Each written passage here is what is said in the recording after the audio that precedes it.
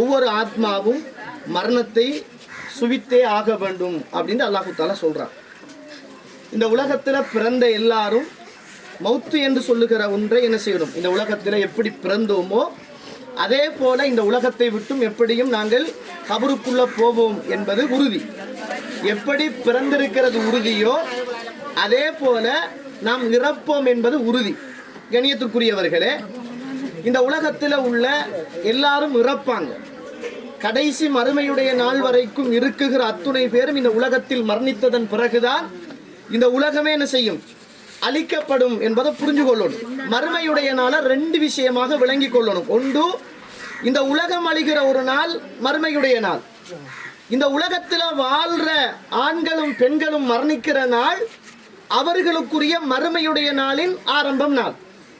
அல்லாஹ்வுடைய தூதர் ஸல்லல்லாஹு அலைஹி வஸல்லம் இந்த உலகத்தில் நிறைய பிரச்சாரம் செய்தாங்க. 63 வருஷம் இந்த உலகத்தில் ரசூலுல்லாஹ் வாழ்ந்தாங்க.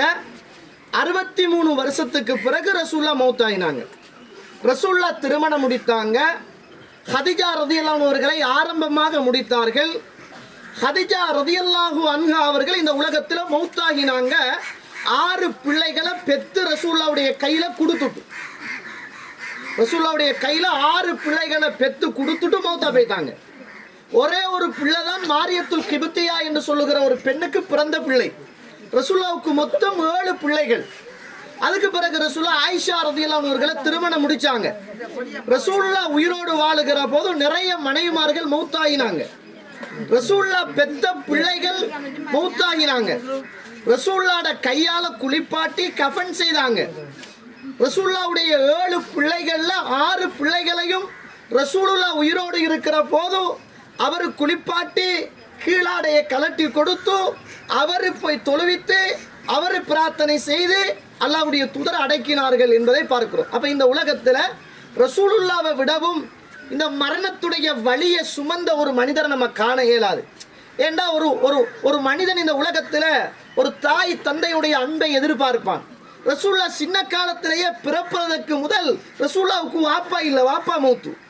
பிறந்து கொஞ்ச காலத்துல உம்மா மௌத்து. கட்டின மனைவியிடத்தில் அன்பை எதிர்பார்ப்பான். ரசூலுல்லாஹ் கொஞ்ச காலத்துல வாழ்ந்து கொண்டிருக்கிற நேரத்துல அன்பாக இருந்த மனைவி மௌத்து. அந்த பிள்ளைகள்கிட்ட ஒரு ஆதரவை எதிர்பார்ப்பான் ஒரு ஆண். எல்லா பிள்ளைகளும் ஒன்றன் பின் ஒன்றாக மௌத்தாகினாங்க. அவர் ரசூலுல்லாஹ் எவ்வளவு சோதனைகளை சுமந்திருப்பார், எவ்வளவு வேதனைகளை சுமந்திருப்பார். ஒன்றை மட்டும் ஞாபகம் வைத்துக் கொள்ளுங்கள். இந்த உலகத்தில் வாழ்ந்த நிறைய சலஃப் அறிஞர்கள், நமக்கு முன்னர் வாழ்ந்த நல்ல மனிதர்கள் எல்லாம் திடீர் மரணம் வந்து மௌத்தாக கூடாது என்பதை விரும்பினாங்க. நோயோடு இருந்து மரணிக்க வேண்டும் என்பதை விரும்பினார்கள். ரசூலுல்லாஹ் ஸல்லல்லாஹு அலைஹி வஸல்லம் அவர்கள் சொன்னார்கள், புகாரியில 2995வது ஹதீஸ், இதை நீங்க புகாரி கிதாபுல பார்க்கலாம். இதா மரிலல் அப்து அவ் சாபர, ஒரு மனிதன் ஒரு பயணம் போனாலோ அல்லது நோய்வாய்ப்பட்டாலோ, புரிந்து கொள்ளுங்கள், ஒரு ஆணோ பெண்ணோ ஒரு பயணம் போனாலோ அல்லது நோய்வாய்ப்பட்டாலோ, அவர்கள் நோய்வாய்ப்பட்டதற்கு பிறகு பயணம் போவதற்கு முதல் ஊரில் இருக்கிற போது, ஆரோக்கியமான மனிதனாக இருக்கிற போது எப்படி இபாதத் செய்தாரோ அதே போல நோயாளி ஆயிட்டார்ந்தா நின்று தொலையலாம். பயணம் போயிட்டார்ந்தா அவருக்கு லுகர் 2, அசர் 2, இஷா 2 இப்படி சுருக்கித்தான் தொழ வேண்டி வரும்.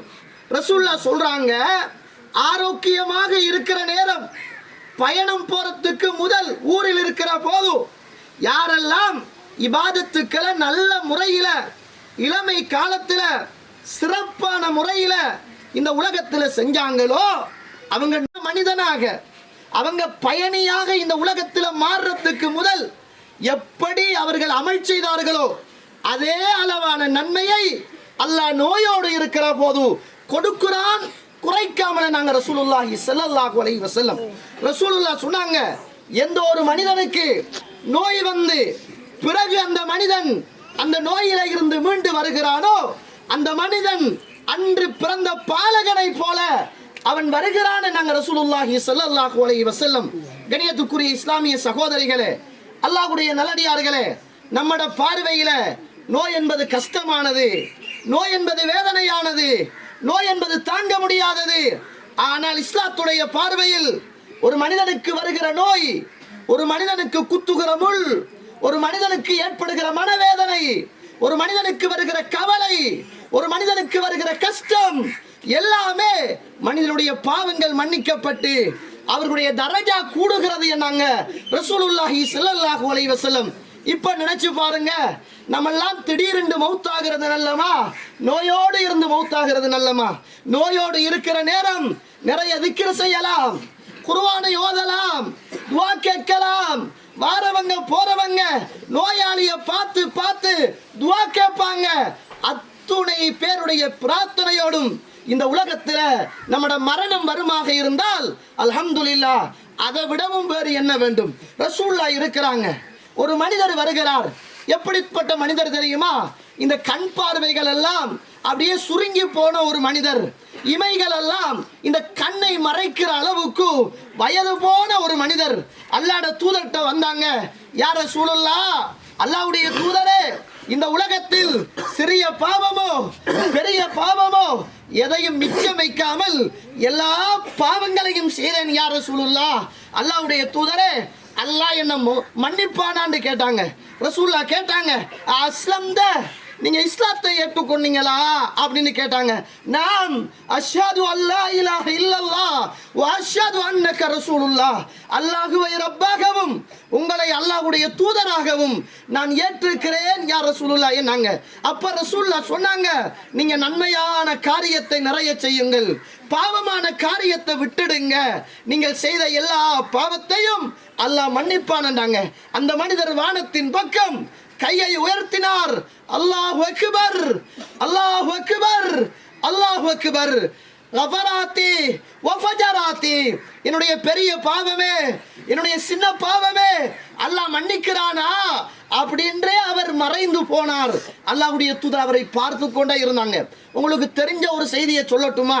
ஒரு மனிதர் மௌத்தாகிற தருணத்துல நல்லா வாழ்ந்தாரு, பிள்ளைகளுக்கு நிறைய ஹெல்ப் பண்ணினாரு, பிள்ளைகளுக்கு நிறைய சொத்துக்களை கொடுத்தாரு, நிறைய பொருளாதாரத்தை கொடுத்தாரு, அல்லாஹ்வை வணங்கல்ல, ஏற்றுக்கொள்ளல, அல்லாஹ்வுக்கு நன்றி உள்ள மனிதனாக இந்த உலகத்தில் அவர் வாழல்ல.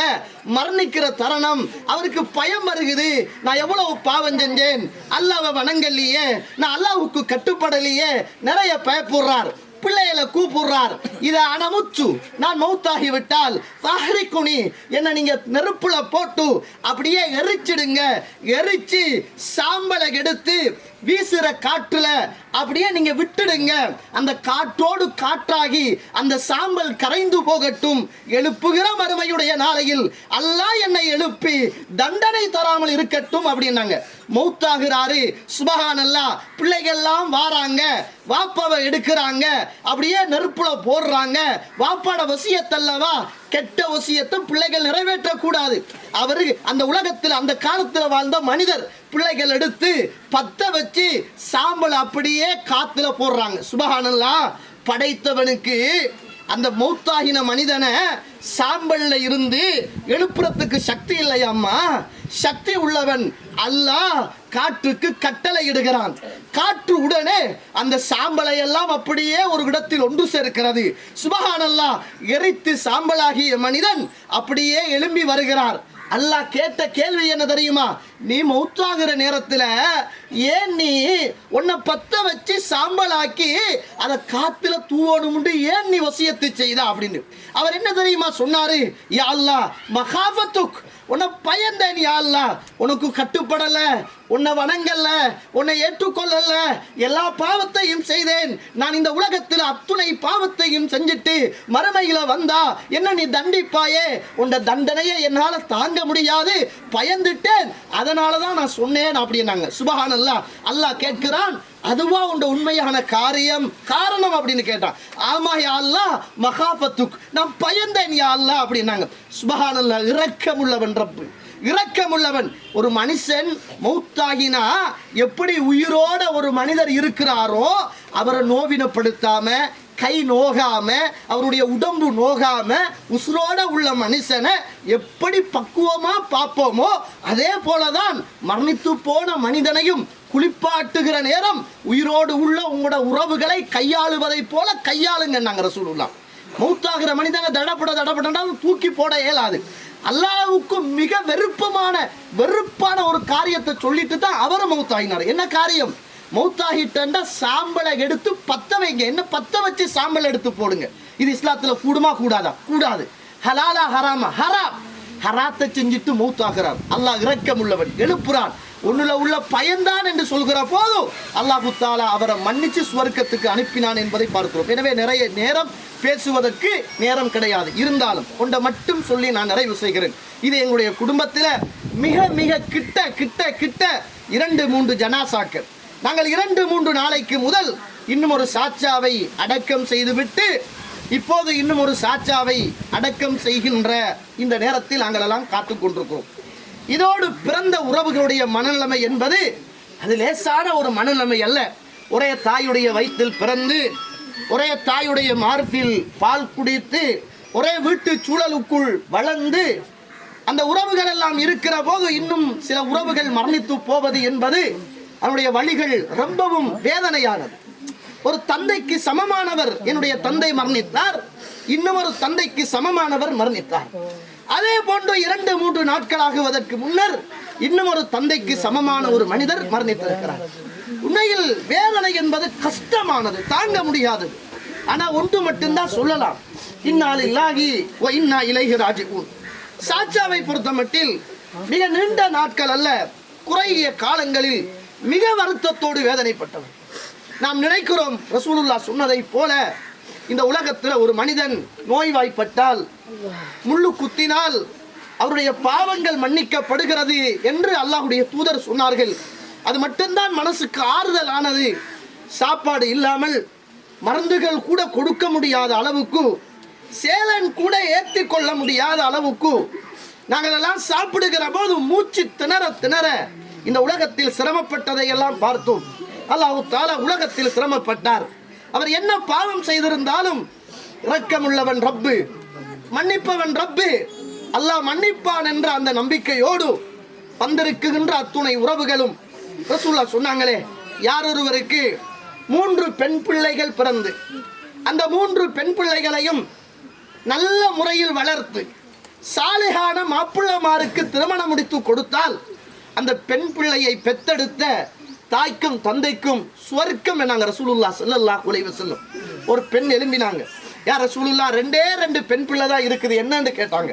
2 பெண் பிள்ளையை பெற்று சாலிஹான முறையில் வளர்த்து நல்ல மாப்பிள்ளமாருக்கு திருமணம் முடித்து கொடுத்தால் அந்த தாய் தந்தைக்கு சுவர்க்கம் அப்படின்னாங்க. ஒரே ஒரு பொம்பளை பிள்ளை தான் யார் ரசூலுல்லாஹ் இருக்குது அப்படின்னு இன்னும் ஒரு பெண் எழுப்பினாங்க. ரசூலுல்லாஹ் சொன்னாங்க, ஒரு பெண் பிள்ளை இருந்து நல்ல முறையில் பெற்று வளர்த்து சாலிஹான மாப்பிள்ளைக்கு திருமணம் முடித்து கொடுத்தால் அந்த தாய்க்கும் தந்தைக்கும் சுவர்க்கம் என்னாங்க. இந்த இடத்துல இருக்கிற என்னுடைய தம்பிமாருக்கும் இந்த ஜனாசாவாக இருக்கின்ற இந்த சாச்சாவுடைய பிள்ளைகளுக்கும் ஒரு வசியத்தை இந்த நேரத்தில் சொல்லலாம் என்று நான் ஆசைப்படுகிறேன். இவ்வளவு காலமும் உங்களுடைய வாழ்க்கை எப்படியோ இருந்திருக்கலாம், ஆனால் ஒரு தந்தை என்பது ஒரு குடும்பத்தில் ஒரு தூண் மாதிரி. ஒரு தடவை ஹசனுல் பஸரி ரஹிமஹுல்லாஹ் அவர்கள் இருக்கிறார்கள். அவர் உம்மா அப்பா மௌத்தா போயிட்டாங்க. அழுகிற நேரம் பெரிய பெரிய இமாம்கள் எல்லாம் வந்து கேட்குறாங்க, ஏன் அழுகிறீங்க அப்படின்னு. அந்த நேரத்தில் இமாம் ஹசனுல் பஸரி ரஹிமஹுல்லாஹ் அவர்கள் சொன்னார்கள், நான் சுவர்க்கம் போவதற்கு அல்லாஹு தஆலா 2 வாசல்களை வைத்திருந்தான், 2 வழிகளை வைத்திருந்தான். அதிலே ஒரு வழி என்னுடைய தாயும் தந்தையும் மரணித்து விட்டார்கள், அந்த வாசல் மூடப்பட்டு விட்டது என்று நான் நினைக்கிறேன். எனவே தாயும் தந்தையும் என்பது அது லேசான உறவு அல்ல. அதனால இருக்கிற பிள்ளைகள் தயவு செய்து இதுக்கு பிறகு இபாதத், பள்ளியோடு உள்ள தொடர்பு, நீங்கள் குர்ஆன் ஓதுவது, நீங்கள் உங்களுடைய சுஜூதுகளில் மறக்காமல் எங்களை விடவும் நீங்கள் உசுராய் துடித்து உங்களுடைய தந்தைக்காக பிரார்த்தனை செய்வது இந்த தந்தையுடைய மண்ணறைக்கு போய் சேரும் என்பதை புரிந்து கொண்டு அல்லாஹு தஆலா இந்த உலகத்தில் வாழக்கூடிய நம்முடைய பாவங்களை எல்லாம் மன்னித்து, இன்றும் அதே போன்று எங்களுடைய குடும்பத்தில் நேற்றும் முன்தினம் மரணித்து போன அந்த உறவுகள், அவரை இழந்து வாழுகிற அந்த உறவுகளுக்கு அல்லாஹு தஆலா நிறைய மன ஆறுதலை கொடுத்து பாவங்களை மன்னித்து அல்லாஹு தஆலா இவர்களுடைய சுவர்க்கத்தை அல்லாஹ் ரப்புல் ஆலமீன் பூஞ்சோலையாக ஆக்கி பாவங்களை மன்னித்து கபரில் கேட்கப்படுகிற கேள்விகளுக்கு நல்ல முறையில் சிறந்த முறையில் பதில் சொல்லுகிற நல்ல சிறந்த அடியானாக அல்லாஹு தஆலா ஆக்கி அருள் புரிய வேண்டும்.